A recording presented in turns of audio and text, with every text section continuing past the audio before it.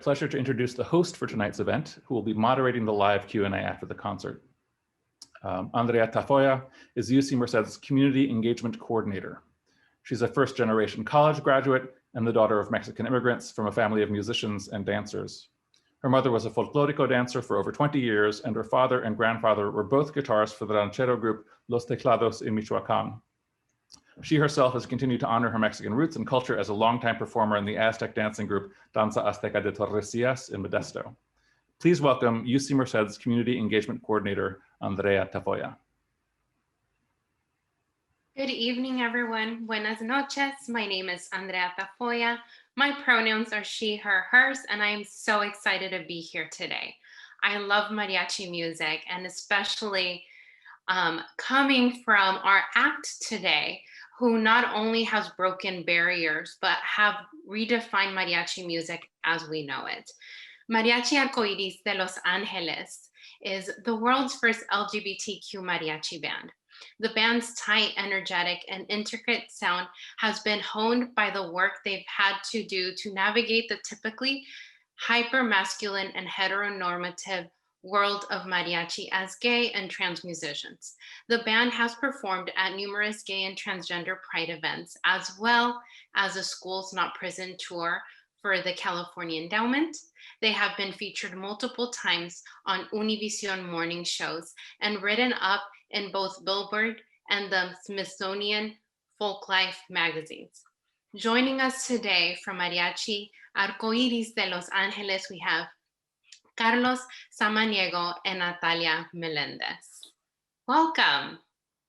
Thank you for having us today. Yeah, of course. Well, thank you. It is an honor to have both of you here, and I'm so excited that we get to share your gift with our viewers today. And before we get started, is there anything, Carlos, Natalia, that you would like the audience to know before we get started? Well, just that when we performed this performance of this concert for you all, when we did it, it was done on our anniversary as a mariachi. And so we specifically wanted to celebrate our anniversary in a beautiful way, which is by performing.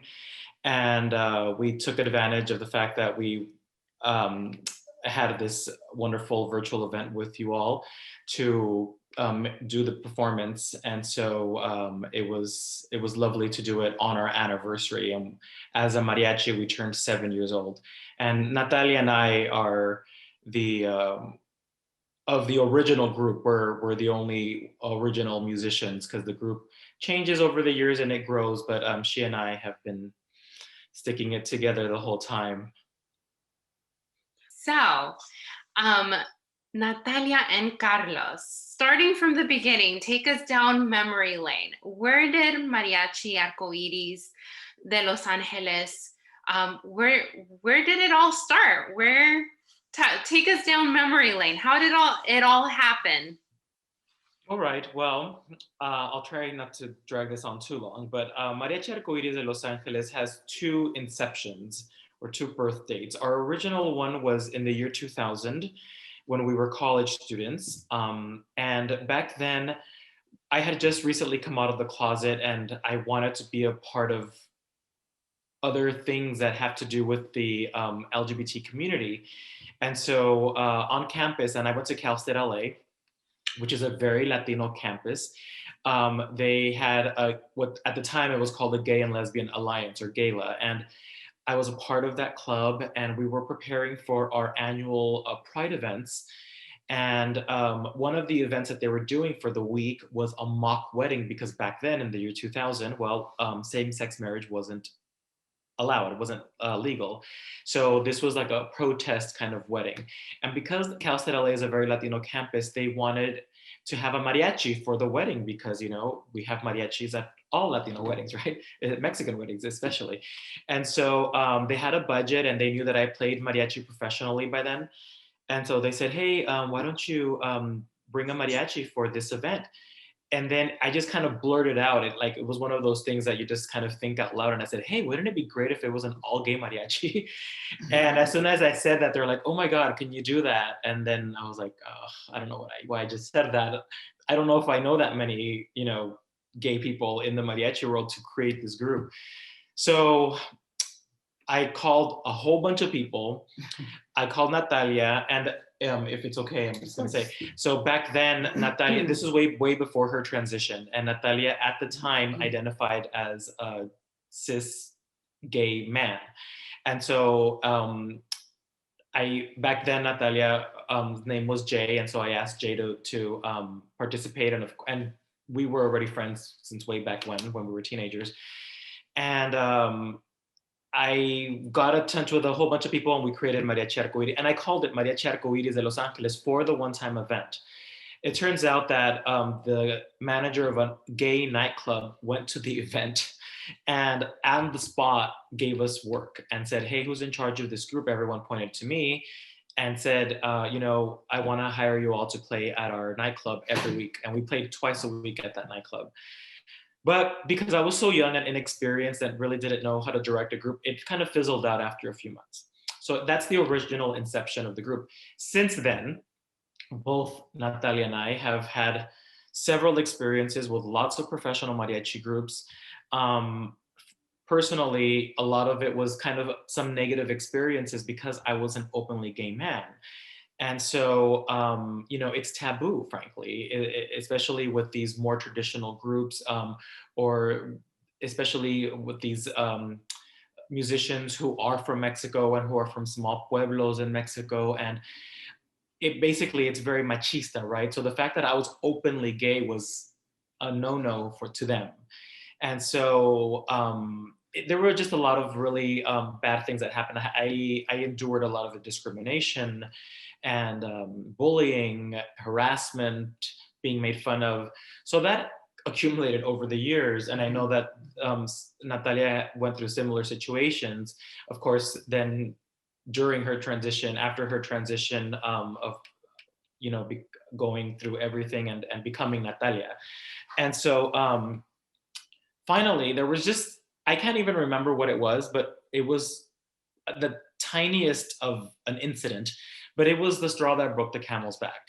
And so I said, okay, enough is enough.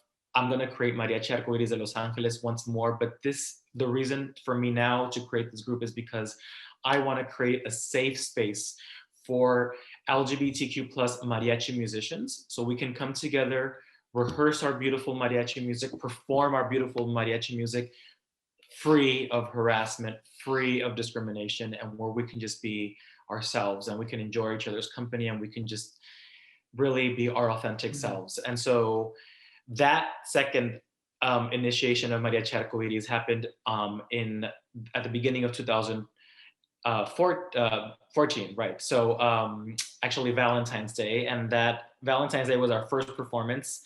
So that's when we consider our anniversary to be. Got it. Okay. And then this was filmed at your 7th anniversary, right? Yes. So we filmed this beautiful video because since we were hired, by you all to do this wonderful performance, and I thought, what better time than to do it for our anniversary? So we did it on Valentine's Day, which is our anniversary. Luckily, it was beautiful weather. It didn't rain that day or anything, and we were able to do it outside. And because of COVID, we want to perform only outdoors these days anyway. So it worked out really well. Yeah, the scenery in the video is beautiful, and I had that question written down already, but I saw a lot of them coming up in the Q&A. Where was this filmed? Was there a special significance behind where it was filmed? Not really. It's actually this beautiful, lovely married gay couple that we know. It's their backyard, and it's here in Los Angeles, and we've performed for them several times.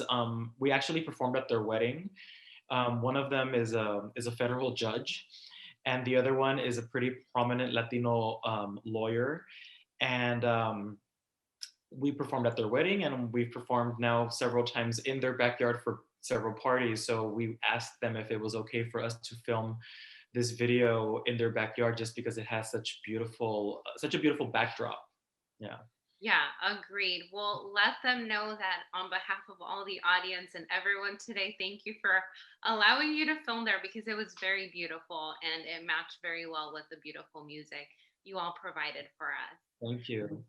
As I was listening to the concert, I kept thinking like, oh, I know that song. Oh, I know that song.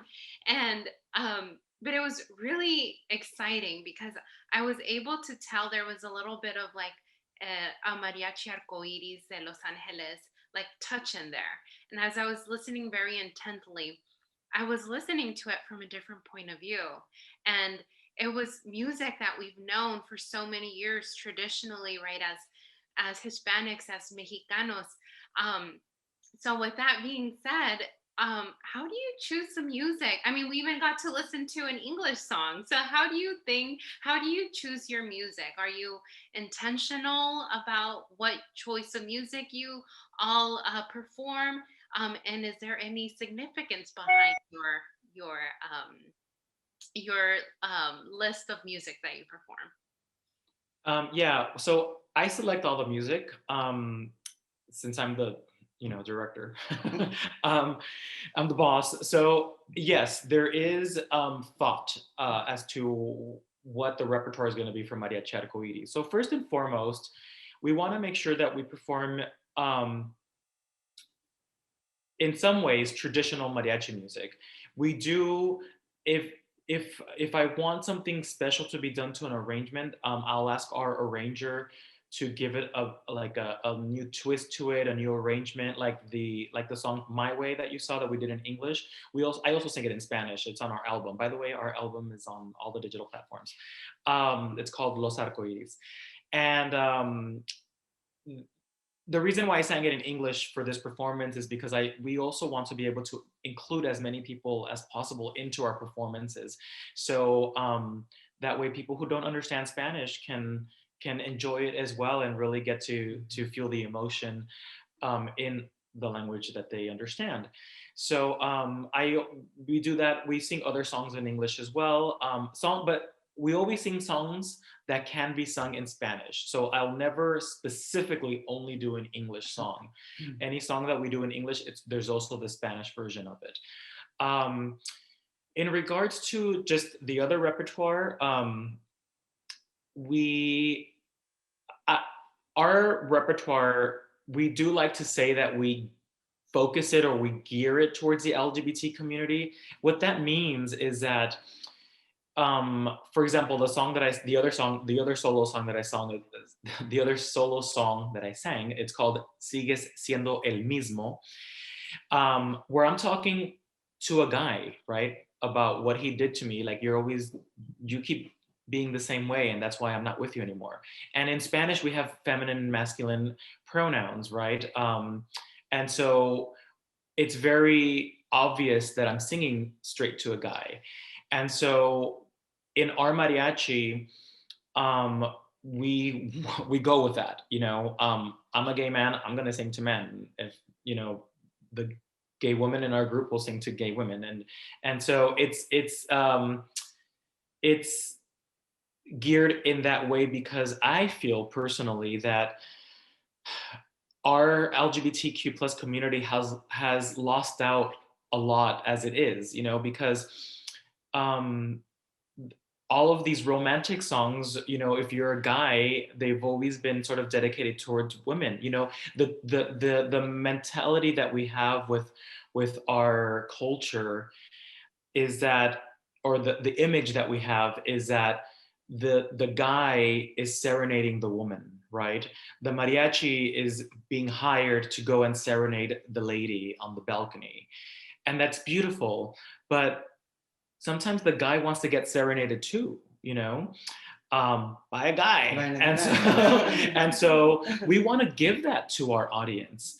And so we definitely create that environment for our audience as well. And so the first time that our audience experiences that like in person, and I sing straight to a guy's face, and and I'm telling him off or I'm telling him I love him or something. It depends on the song, I guess.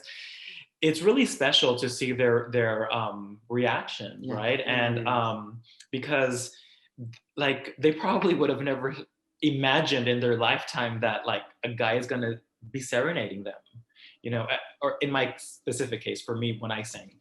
And so anyway, that's sort of how we roll with our repertoire. We love Juan Gabriel. We have a lot of Juan Gabriel music. And the thing about Juan Gabriel is that not only do we want to honor him because he was a part of the LGBT community, but also just because he was a genius. And, he was, in my opinion, Mexico's greatest singer-songwriter. He wrote over 1,000 songs. And whether they were songs that he himself interpreted and recorded, or songs that he wrote for other artists. And so that's why like this Rocío Dúrcal potpourri or medley that we did, which was the last song there or piece, those were all songs written by Juan Gabriel that she recorded. We have another medley that we didn't do for this performance that it's our Lucha Villa medley. And those are all songs that he wrote for her. And it goes on and on. So we do a lot of Juan Gabriel music, and there's just a lot to choose from, and it's just so beautiful. And we're lucky to have a really good arranger too. His name is Juan Manuel Cortés, and he is an amazing, beautiful composer and arranger, and we trust him with everything. And sometimes I do some of my own arranging too. So you'll see some of my name was on there a few times. But anyway, so I hope that answers your question in a long-winded way. Yeah, definitely. Thank you so much. And I know that both of you have kind of touched on this in the previous answers, but my question is, what has been the most important lesson or like the biggest takeaway? And I know you are all probably constantly learning, as we all do, but what has been your most important lesson or biggest takeaway that you've learned from being part of this family of Mariachi Arcoiris in Los Angeles? I'll let you answer that question first. I think that for me personally, it's we are examples to the rest of the world, to the rest of the community. And by that being said, I didn't realize that we were going to be what we are today, and much less myself, being the first transgender woman of mariachi. I feel like I have a big responsibility to uphold, and I don't want to let anybody down. I want to be that pillar. I want to be that light and encourage and show that we're just as worthy for love amongst everybody else in the world. We are that special. Every individual that walks this earth is special, including us. So what I take from that is this mariachi is it's that's what it is. It's that drive, it's that bus that leads the example, and we have to keep doing it.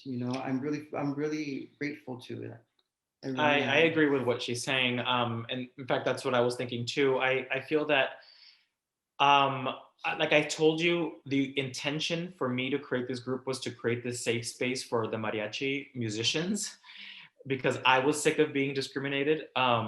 But frankly, the result has been so much more. And what she's saying is one of these results, right? Is where it turns out that we are examples for people and role models for people, and we get, especially she and I both get written to all the time through social media from people literally all over the world who say that like in some maybe pueblo in Mexico where this individual plays mariachi music, but we've inspired this person to come out of the closet and tell their family, for example.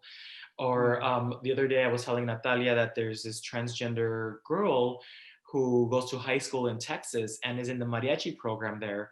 And she sees Natalia as her role model. Or this other university student in Texas as well, how we inspire him and in his endeavors, and it's incredible to know the reach that we have. It's kind of, actually I still don't quite grasp it fully. It's very humbling. But it's amazing, and Natalia's right. It turns out that we are these role models that that we didn't have You know, it turns out that we've had to create this space and create this image. Natalia, she had, her role model was this wonderful lady. Her name was Laura Sobrino, and she's a pioneer in the mariachi world as being one of the first women in the concert mariachi. She was in Mariachi Sol de Mexico. She was in Mariachi Reina de Los Angeles. And she was a great teacher. She was our teacher at some point when we were very young. And she was a great role model. But in terms of like seeing other transgender women to be that role model, Natalia didn't have that. So now she gets to be that for other people. And so it's our duty now to step up to the plate and to just, you know, lead the way. Yeah, definitely. You are all trailblazers, and Natalia, we're so happy to have you here because that's so many people are watching on the other side of the screen and are hearing you all speak, and it truly is amazing. And so I look at your very beautiful bow. Ugh, I cannot speak right now. Your moños, your very beautiful vestuario, and I've been meaning to ask, how is there significance behind your outfits, your vestuarios? Is there was there a process to selecting? Yes and no. I mean, the moño is rainbow because that's the name of the mariachi, right? Mariachi Arcoiris is rainbow mariachi. And so I felt that creating the moño with the rainbow colors was going to be the most obvious or more direct way of sort of branding ourselves and letting people know, like, Mariachi Arcoiris has arrived, right? It's like the rainbow mariachi, the rainbow moños there. So actually, my husband made these moños.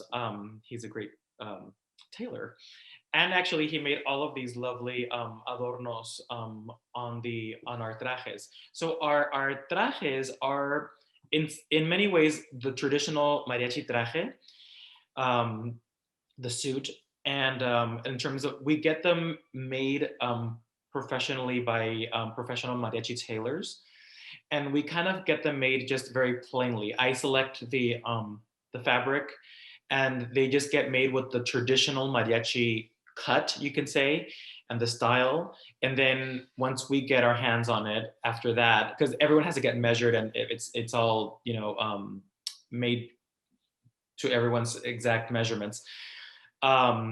Then we bring it home, and my husband gets to bling it up and put these things. So in a way, it is a traditional mariachi suit, but I didn't want to go necessarily with like the traditional greca that they have, or sometimes botonadura, although we have some other suits that have the traditional metal pieces, the botonaduras. But with these more showy suits, we wanted to go with something flashy, but also not like tacky, right? Like we wanted to go with something like pretty and different, but not different like in a bad way, because this is the thing about mariachi, the mariachi world and the mariachi community.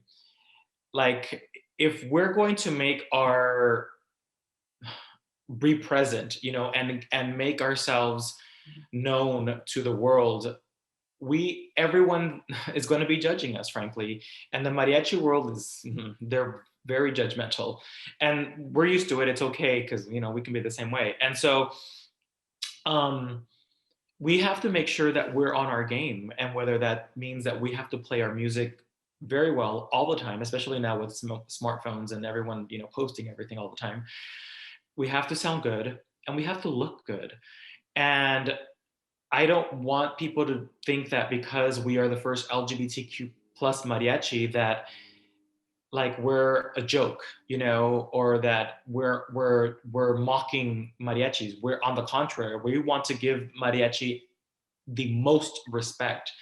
And so we just add another layer to it. We add a layer of bling, but like in a good way, positive way. Seriously, like if you see the suit, you'll love it in person. And actually, we've gotten a lot of compliments by the other mariachi musicians with how beautiful the suits are.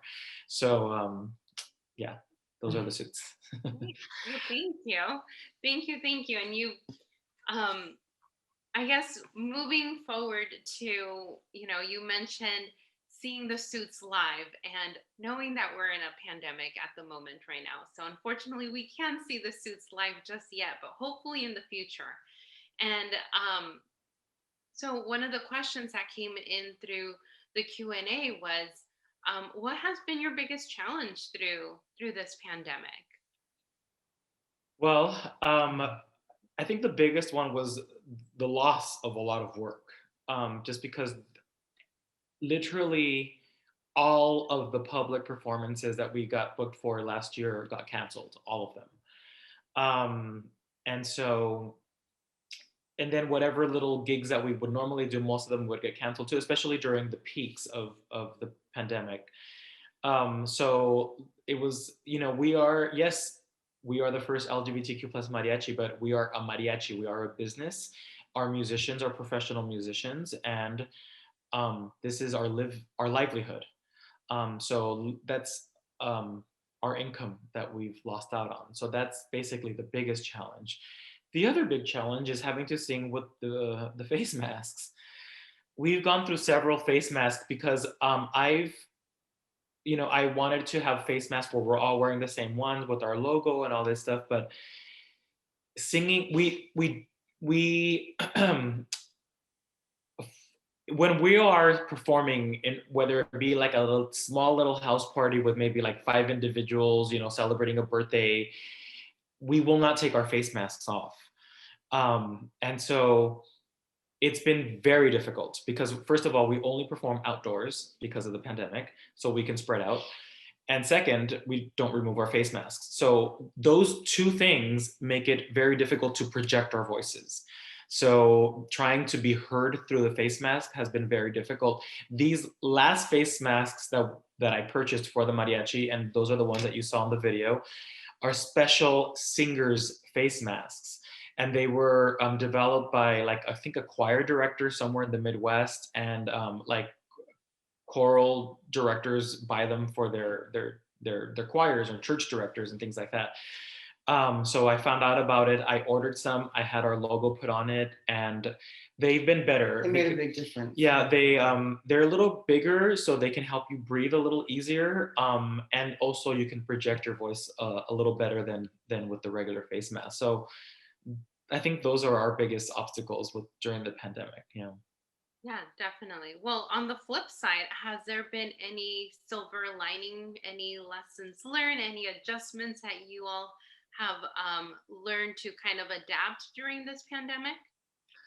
Well, I would say that um, I've learned that my musicians are they're really the best people. Like, I, ever since we started to have rehearsals again, because we had to suspend rehearsals for a while, I moved rehearsals from originally being in my living room to down to my garage. And just so that we can spread out, right? So then, like, my husband and I, before everyone gets here, will strategically put each chair where they need to be, where they're actually 7 feet apart. My husband installed a sink down in the basement so that when people get to rehearsal, they wash their hands. So basically, when people get to rehearsal, I take their temperature, they wash their hands, they sit in their chair, they don't move from there, they don't remove their face mask.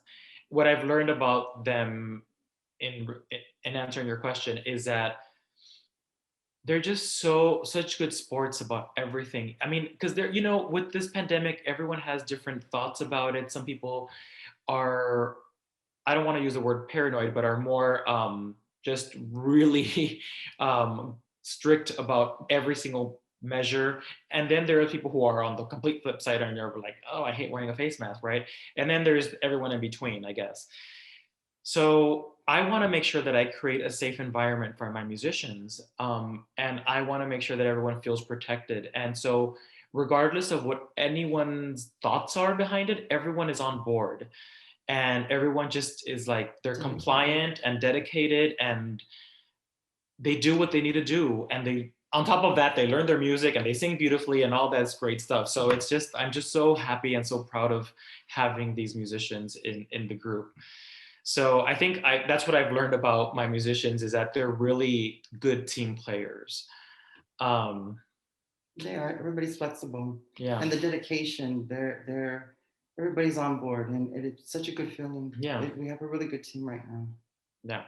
That's amazing. Well, thank you for answering that question. And I know that we also had another question coming in through the chat asking if you all perform or actually do private performances. And if so, where can one reach out to you to make sure that we, that they know where to go and what to do? Yes, of course, we are for hire. And we do private performances all the time.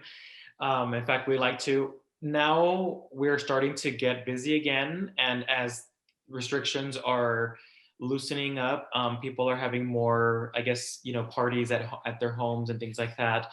So we are doing more events at people's private residences.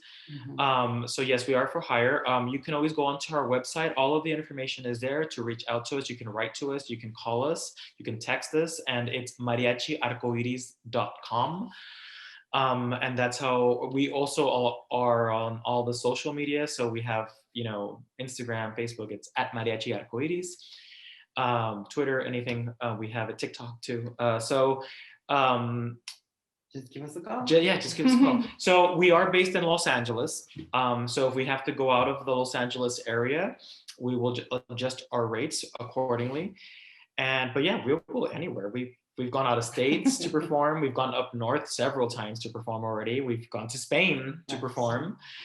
So I want to say last year to Spain, but because last year doesn't count. We went in 2019. I feel like we lost a year. So that's how people can get a hold of us. Okay. Well, to wrap up, this is a question for both of you individually, but if you can think of the performance you were most proud of, or the performance that you're just like, wow, this is it. This is everything I love. What performance would that be? So for you, Natalia, and then for you, Carlos. For me, it was El Grito. We got to perform in Los Angeles. We represented our community. And it was, I remember we were at the top of the stairs preparing to go on stage. It's televised everywhere. El Grito. Sorry. For those of you who don't know what El Grito is, yes. It's Mexican Independence Day. And here in Los Angeles, it's put on by the city of Los Angeles at City Hall. And it's aired live on Univision and on ABC as well. So that's what she's referring to. Please go ahead. Sorry. So just to hear, they said a little bio about us as we were walking down the stairs, and this group is very much my baby as it is his. We started it, we've been through all the changes, and so it's really special. It's really dear to my heart. So hearing everything that has been said that we have done and accomplished, I personally, as an artist, am proud of myself, not to be boastful, but I'm proud of myself that I did take the stand, that I did act upon my dream of coming out as the trans woman that I truly am, and not be afraid of anything, and to stay in mariachi. So they said this big bio, we played an amazing set. The crowd loved it, and that was one of the best feelings for me. I was tearing up as we were walking down, because these younger musicians that I'm grateful and blessed to play with, that are another generation, it's so amazing to see that they're there with us. They're experiencing something so beautiful that I didn't get to experience when I was their age. And that is something so amazing to me. It really was that was the best place for me. And I think what Natalia means by they didn't get to, they are experiencing something different than we did, is because it was a different time. Yeah, we had to endure, like I said before, all of this discrimination and all this bad stuff being when we were younger with all these other traditional mariachis. Now that we have Mariachi Arcoiris, our younger generation in our mariachi will never have to experience that. And as I say that, I'm getting like a little teary-eyed, because like it's amazing that they don't have to ever experience all of that negativity that we had to experience. And creating this group, gives them that opportunity to just be themselves and just be happy and not worry about that. They just, and you know, they have to worry about learning the music and being professional, and that's it, you know. Not if someone's talking behind their back, and not if, you know, people are making them feel bad about who they are. But you know, that made us good musicians, going through what we went through, you know. Well, it did, because we had to be tougher. I think we Yeah. had to be tougher, but you know, nonetheless, I'm very strict with these musicians, and so like, you know, I make them do what needs to be done. He's very strict. Yeah. So in regards for me personally, for the most memorable performance, it was actually in our very first year of existence, in 2014, I should say, where, you know, the day of La Virgen de Guadalupe is a very important day for Mexican Catholics or for Latino Catholics. And it's a very important day for mariachis. Mariachis make a lot of money on that day. Like seriously, you are working non-stop on that day. It's great, right? It's like, you know, that day is coming. It's like, that's your Christmas bonus right there. And so we wouldn't get hired at the beginning because of the community that we represent. And in fact, I don't know if you know this, but like in a lot of Catholic churches, for that specific holiday, there's this whole committee, and they're called Guadalupanos.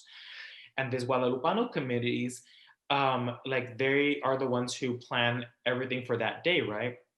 So there is this one lady who reached out to me from one of these Guadalupano committees from some church in Orange County, and said to me, you know, what are your rates, blah, blah, blah. And she was interested. She's like, okay, let me take that back to the committee, and I'll get back to you.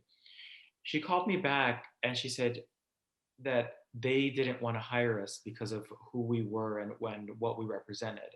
And although I knew that would happen, honestly, I was still devastated. And so that year we had one gig, and it was at this one church where we play at every year. And they are this sort of like non-denominational sort of Christian church that is really LGBTQ friendly. And they kind of follow like the Catholic Mass in terms of how they do their worship service. And like all of the pastors are gay, and it's really fun. And so they hired us for this day. So I was so excited because I was like, yes, we get to actually, you know, like rehearse the music. The music's so pretty, and for that celebration. And we went and we performed that day at this church.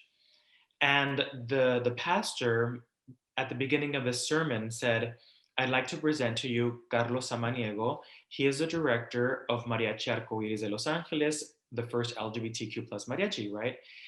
We're wearing white suits with these rainbow moños. And the congregation gave us a standing ovation. And it lasted, I'm not even joking, at least 10 minutes. Probably, I don't know, maybe longer, I don't know. But it literally brought me to tears. And I don't cry in public, or much less when I'm performing, right? Yeah. And so it literally brought me to tears, that moment, because I felt that they understood, they got it. When he said that, and they gave us a standing ovation, just because of how he introduced us. That phrase, Mariachi Arcoiris, the world's first LGBTQ plus mariachi, they understood, they got it, they got on their feet, and they applauded for a really long time. And it was just, I'll never forget that. And I mean, let me tell you, we've performed in front of thousands of people in beautiful, huge theaters and amphitheaters and whatever, pride events and all these things, and El Grito, like Natalia was saying. But that little church, well, I'll never forget that experience. It was amazing. But just to kind of talk just really fast going on about this too, recently, something else that has happened to us is that we've gotten included in a university textbook that has been published by Oxford University Press, and it's called Global Music Cultures. And we are included in a chapter which is entitled The History of Mariachi in the United States. And I thought it was going to be like maybe a sentence or a paragraph at most that talks about Mariachi Arcoiris de Los Angeles, and it's 4 full pages of Mariachi Arcoiris de Los Angeles, and both our names are in there. So like we've made history now, and college or university students are learning about us, and it's amazing. So it's all of these things that have come as a result of creating this group is much more that I could have ever asked for. And we'll continue just planting seeds. Yes. That is amazing. Well, I feel moved and I feel inspired, and I think a lot of our audience feel that way. And I am so happy to have been able to have this conversation with both of you. And I am just so happy that I got to listen to mariachi music. It's been a minute. So you definitely brought a lot of joy too. My abuelos were dancing in our kitchen. So super happy to have had you here. And with that being said, thank you so much for being here. Thank you, audience, for being here, and for your continued support of Mariachi Arcoiris de Los Angeles. And as Carlos mentioned, you're able to follow them on all the social media platforms. And also their album, is it Los Arcoiris, Carlos? Correct. The album is called Los Arcoiris, and we are Mariachi Arcoiris de Los Angeles. Perfect. Well, with that being said, have a good night, everyone. Take care and stay safe.